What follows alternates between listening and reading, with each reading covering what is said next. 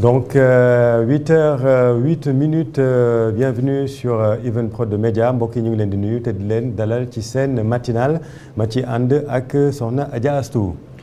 Chérif maa ngi lay nuyu di nuyu mbokku internautes yëpp nga xamante ne ñu ngi ñuy seetaan. On espère que vous avez bien dormi et que la journée commence superment bien, en tout cas moi de mon côté, parce qu'à chaque fois qu'on parle du sport, parce que je suis passionnée de sport, j'adore ça.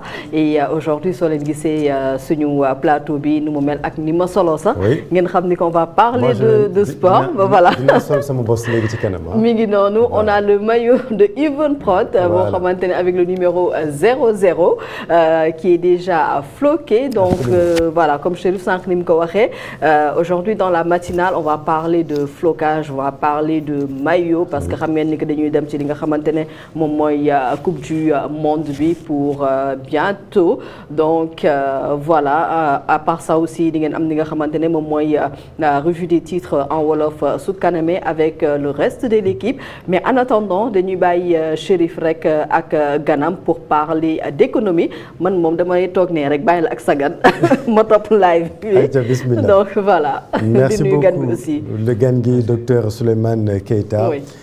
Docteur, vous êtes foot, vous supportez? Oui, je suis foot, ouais. J'aime trop le foot. Ah oui, oui. Vous supportez les Lions de la Teranga? Je supporte très bien les Lions de la Teranga. Absolument. En tout cas, c'est un plaisir de vous accueillir, docteur Souleymane Keita, pour parler d'économie. Je rappelle que vous êtes spécialiste des finances publiques et de l'économie industrielle. On va parler de la stratégie, du remboursement anticipé et de la gestion de la dette. L'objectif ce matin est de comprendre, docteur, avec vous, l'opportunité technique et financière de payer ces échéances à l'avance. Vous le savez, cette information a barré la une de plusieurs quotidiens hier. On n'en a pas beaucoup parlé dans la presse. C'est la raison pour laquelle on va revenir là-dessus. Première question, le Sénégal a remboursé par anticipation près de 54 millions d'euros et 39 millions de dollars d'échéances obligataires, docteur. D'un point de vue de gestionnaire de la dette, quel est l'intérêt technique et pour l'État de payer en avance plutôt que d'attendre la date d'exigibilité officielle?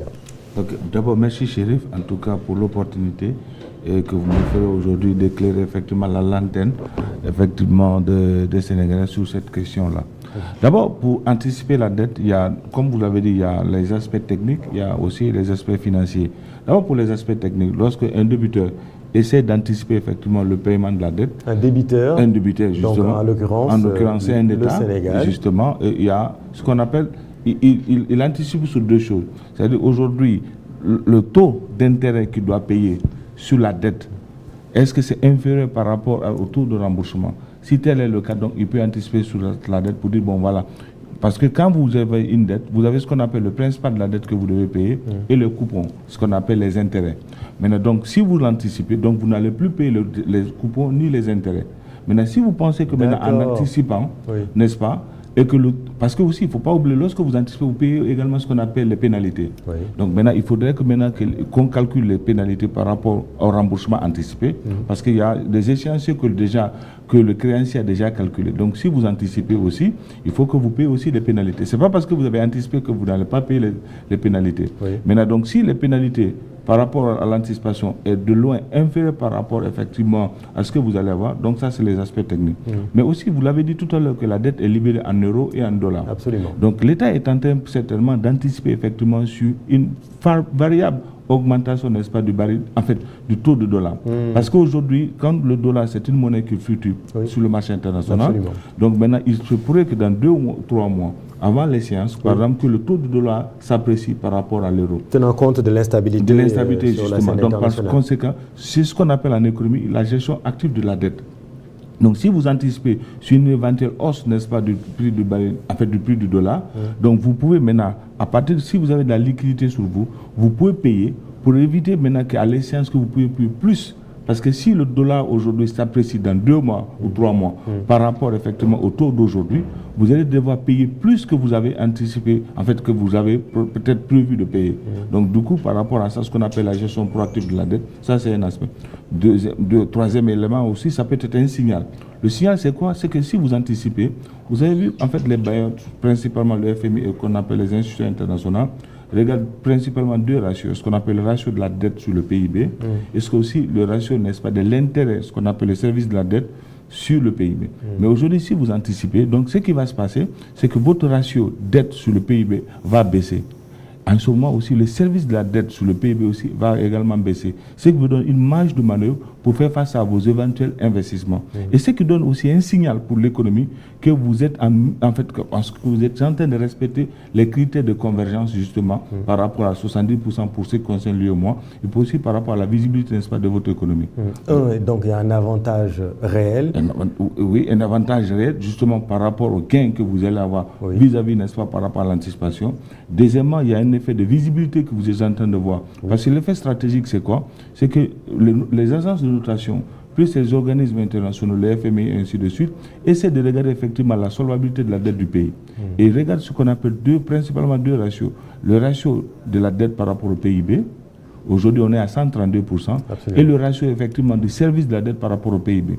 Maintenant, si le ratio service de la dette par rapport au PIB baisse, donc ça veut dire que vous avez une marge de manœuvre par rapport à la richesse qui est créée, de les dégager pour faire face à les investissements. Donc, vous devenez beaucoup plus crédible. Mais pourquoi on ne l'a pas fait avant? Alors, non, ça veut dire qu'il n'y avait pas de liquidité. Parce qu'aujourd'hui, l'État, pendant cette période-là, il y a eu des rentrées donc, de fonds liées effectivement peut-être au baril du pétrole, mais également effectivement aux rentrées exceptionnelles par rapport à la gestion peut-être saine de la dette, mais aussi des rentrées exceptionnelles liées au processus de digitalisation, mais aussi à la gestion aussi de la dette qui est là. Vous avez vu qu'il y a une gestion active de la dette que l'État a mis en place. Ce qui veut dire que cela permet effectivement à l'État de baisser effectivement ce qu'on appelle une bonne partie, n'est-ce pas, de cette dépense. Donc ça veut dire que ça donne une marge de manœuvre à l'État de pouvoir générer suffisamment de recettes. Alors ce remboursement intervient opportunément juste avant l'arrivée de la mission du FMI à Dakar. Doit-on y voir une opération de communication financière pour arriver à la table des négociations en position de force ou, comment dire, est-ce juste le signe d'une trajectoire budgétaire structurellement assainie ou comment faut-il voir tout ça? Il faut voir les deux. D'abord, c'est un signal, comme je l'ai dit tout à l'heure, lorsque vous essayez d'anticiper, vous donnez le signal aux bailleurs que vous avez la capacité financière de faire face à effectivement vos investissements. Et que vous êtes dans les bonnes dispositions. Dans les bonnes dispositions, que vous avez assaini effectivement les finances publiques. Donc du coup, ça vous donne de la visibilité. Et aussi, ça améliore effectivement le score du pays, ce qu'on appelle au niveau des agences de notation. Donc il y a deux aspects qui sont là. Il y a un aspect communicationnel, mais aussi un aspect stratégique de la gestion saine de la dette, qui fait aujourd'hui que donc le Sénégal devient effectivement, à l'instar des autres nations, un État stable, un État résilient qui est capable aujourd'hui d'avoir d'autres investisseurs pour pouvoir prêter davantage de l'argent au Sénégal. Le ministre des Finances, Cherdiba, le ministre des Finances et de l'économie et du plan désormais, cible la fin du mois de juin 2026 pour sceller un accord avec le Fonds monétaire international. Selon vous, quels sont les points principaux, les principaux points d'achoppement ou les lignes rouges que l'État du Sénégal va devoir défendre face aux équipes du FMI? Oui, c'est-à-dire, peut-être certainement on reviendra là-dessus tout à l'heure, parce qu'aujourd'hui la ligne rouge c'est quoi? C'est qu'aujourd'hui les FMI tablent sur deux choses. Première chose, c'est quoi? C'est qu'il faudrait qu'il y ait la transparence, la consolidation de la dette, il faut que ça soit très clair. Mais également, il faudrait aussi la solvabilité aussi. Il faudrait que l'État du Sénégal soit en mesure justement de dire qu'il est capable de rembourser la dette. Donc, d'où, n'est-ce pas, la restructuration. Et pour l'instant, le Sénégal est capable. La question ne se pose pas. Le problème, c'est dans la mesure où on a pu anticiper, ça veut dire que on a relativement les reins solides. Nous sommes sortis de cette... enfin, il y a plus de marge de manœuvre pour reprendre c'est-à-dire que tout État, comme il avait techniquement, est capable de rembourser sa dette. Il suffit de s'y mettre. Donc, tout État, économiquement, est capable de rembourser la dette. Il suffit de mettre les moyens qu'il faut pour y arriver. Donc, il y a des stratégies qu'il faut mettre en place pour pouvoir arriver à cela. Mais aujourd'hui, donc, compte tenu du point d'échauffement dont je viens de vous parler tout à l'heure, il s'agit de voir effectivement, est-ce que le Sénégal sera en mesure de respecter effectivement les critères qui vont être imposés par le FMI. C'est ça le point de changement. C'est quoi? Aujourd'hui, le FMI demande à ce que l'État du Sénégal puisse revoir effectivement l'état de ses finances, deuxièmement la situation réelle de la dette, deuxièmement également qu'on puisse imposer à l'État du Sénégal un certain nombre de types de réformes. Et aujourd'hui, en tout cas, jusqu'à la dernière position, n'est-ce pas, de l'État du Sénégal, refuser d'accepter ça, on verra tout à l'heure ce qu'on appelle la restructuration, sous l'égide, n'est-ce pas, du FMI. Mais aujourd'hui, comme je l'ai toujours dit, que l'État fait toujours de la restructuration, mais sous une autre forme.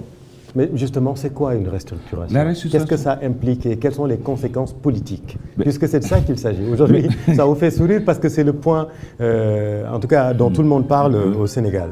Ok, mais la restructuration, c'est la chose la plus simple aujourd'hui. C'est-à-dire que la restructuration est une opération technique entre un débiteur qui essaie de discuter les conditions de sa dette avec un créancier. Ces conditions reposent sur 4 modalités. Première modalité, c'est quoi? C'est le rééchelonnement. C'est-à-dire qu'une personne, la dette devait arriver à échéance. Vous vous dites quelque part, n'est-ce pas, est-ce qu'il ne faut pas prolonger la date, n'est-ce pas, de l'échéance? Première chose. Première chose. Deuxième chose, c'est ce qu'on appelle la réduction, n'est-ce pas, du taux d'intérêt. Donc le taux d'intérêt qui doit être payé. Par exemple, vous dites à la personne, par exemple, que le taux d'intérêt qui doit être payé est de tel. Est-ce qu'il ne faut pas réduire le taux d'intérêt? Deuxièmement. Troisièmement, maintenant, ce qu'on appelle la réduction du principal de la dette. Quatrièmement, maintenant, c'est ce qu'on appelle le swap. C'est la dernière, il y a de cela un mois, les dernières opérations, ce qu'on appelle le swap. Soit sur le swap de la dette, soit le swap, n'est-ce pas, des devises. Voilà les 4 modalités. Donc, ça veut dire quoi? De façon très simple. Quand on dit que vous êtes en train de restructurer, c'est quoi? C'est que vous négociez avec votre créancier les conditions et les modalités de paiement. C'est-à-dire que pour éviter que vous allez vers la faillite.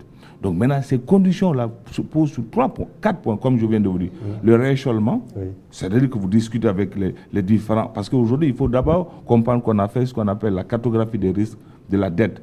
On sait exactement, aujourd'hui, les services financiers du ministère ont à peu près une idée du montant de la dette en devises, soit en dollars, justement, c'est pourquoi on a... de la dernière opération d'anticipation, on connaît le montant de la dette en euros, on connaît aujourd'hui le montant de la dette en CFA. Donc aujourd'hui, les services compétents du ministère des Finances ont une idée exacte. Maintenant, la condition maintenant, c'est quoi? Soit d'accepter le rééchelonnement, ou bien de réduire effectivement le taux d'intérêt, ou bien de réduire le principal, ou bien de procéder effectivement par des opérations de swap. Oui.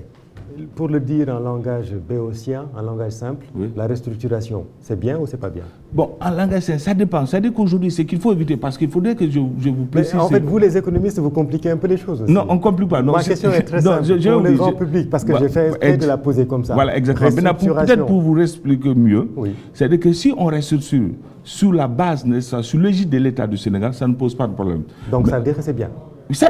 En fait, actuellement, c'est qu'il faut comprendre que l'État est en train de faire de la restructuration. Parce qu'aujourd'hui, si l'opération de swap qui a été faite il y a de cela un mois, c'est de la restructuration. Aujourd'hui, si vous discutez, mais attention, il faut que je précise quelque chose de très simple. Aujourd'hui, si on fait de la restructuration sur l'égide du FMI, qu'est-ce qui risque de se passer? Parce que le FMI, rappelez-vous des programmes d'ajustement structurel qu'on a eu dans les pays africains dans les années 80. C'est-à-dire que le FMI va nous imposer des mesures, peut-être la compression, n'est-ce pas, des dépenses publiques, la compression, n'est-ce pas, tout ce qui est filets sociaux, c'est-à-dire les dépenses sociales vont être revues à la baisse.